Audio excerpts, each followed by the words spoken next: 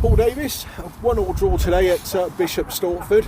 Last game on grass here before they rip it up on Tuesday before they put 3G down for next season. But it's a good job. This pitch ain't the best in the world anyway, is it? No, actually, the players were sort of just saying as they came in that they didn't think it played as badly as it looked, but it looked that sort of game shoe, to be honest. Like, I thought it did. Yeah, so did I. The ball was bouncing around everywhere, both teams. The ball was bouncing around, wind going right across the pitch.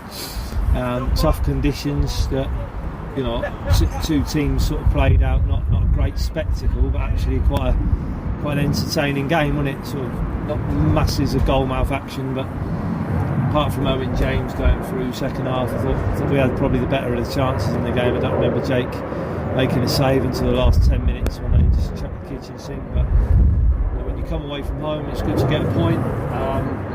But you come away from home and be behind, it's really good to get a point. Yeah, exactly. And again, right on the stroke of half time, the goal.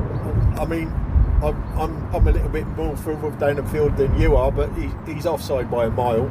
And obviously he beats Jake Weaver once, just to going to tap it into the net. Corey Roberts gets back, and then he gets a third opportunity to put it in from the foot. Yeah, we talked before the game about how many things have actually gone for us this year. You know, when you're in the land of the gods, and we've had some sending offs that aren't sendings off. We've not had any against us. The 5 should be sent off in the first half and makes 2 yellow card tackles and only gets 1 yellow card, but it's because the first one's a yellow card, the second one isn't.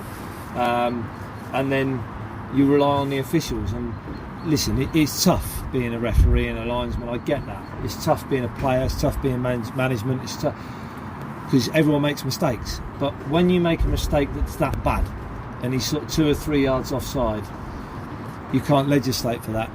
Full credit to Corey and Macca to be able to get back, you know, another 2 or 3 yards to get back and still make a block. But that's what I mean about the land of the gods. You sort of, so at some point something's got to fall for a Stu, but that was disappointing right on the cusp of half time. Because actually I felt after the first 10 minutes we had the much better of the first half. We were sort of penned in their half, flashes across the box, shots, but wasn't to be, and I was expecting to go in 0-0. So when he kept his flag down for that one, it was a big surprise.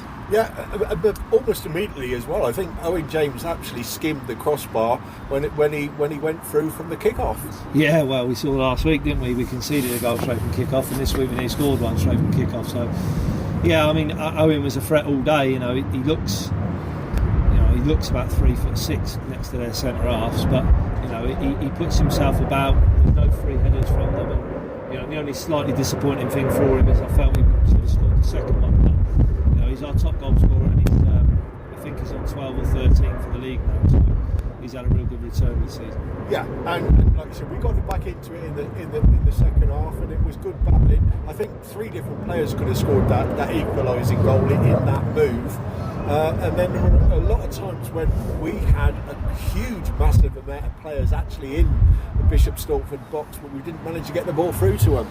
No, that's what I mean. Like, it just didn't drop to us. I mean, you can say it's luck, you can say, you know, fortune, be in the right place, but you know, at one point someone is going to land to someone and they get good connection. You know, Henry Landers had a good shot first half that I think probably knocked the centre half out, but it looked like it was going to be one of those days, Stu. So I'm glad we got the goal. And then, you know, towards the end, I've just said to the players that when you're behind, if you get back to drawing, the key is to not lose. You know, we were still trying to score, still trying to win, and we weren't just sitting on it, but we was letting people run off us and things like that. And we're not prepared for our season to sort of finish like that. So, you know, we need to be as good off the ball as we are on the ball. Absolutely. You know, we got Bank Holiday Monday, Kettering coming into town. That was a fantastic game that we played against them last time when they came to the Arden Garages.